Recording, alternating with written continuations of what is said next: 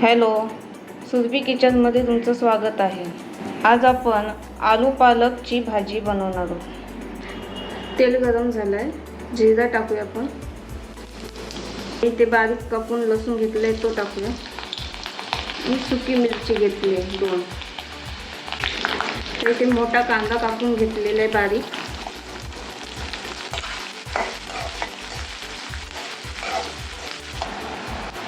तर कांदा आपला मस्त शिजलेला आहे, लाल झालेला आहे कांदा।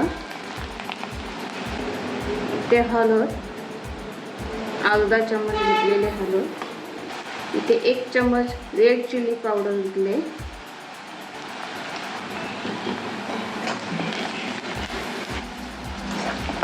आता इथे बॉईल करून बटाटे घेतलेले आहेत, ती टाकूया। आता इथे धने पूड टाकते।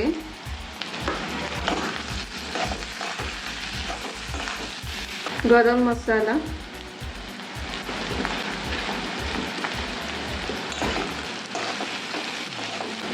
आता आपण पालक टाकूया ह्याच्यात।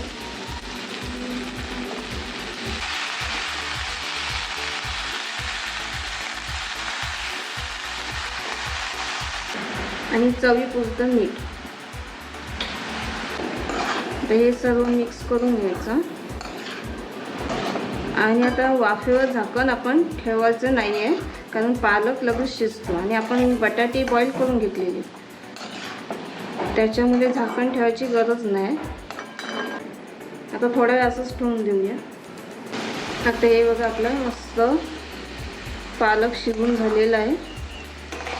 आता आपली ही भाजी तयार झालेली आहे। तर इथे आपली आलू पालक भाजी तयार झालेली आहे। रेसिपी तुम्हाला आवडली असेल तर लाईक करा, शेअर करा, सबस्क्राईब करा।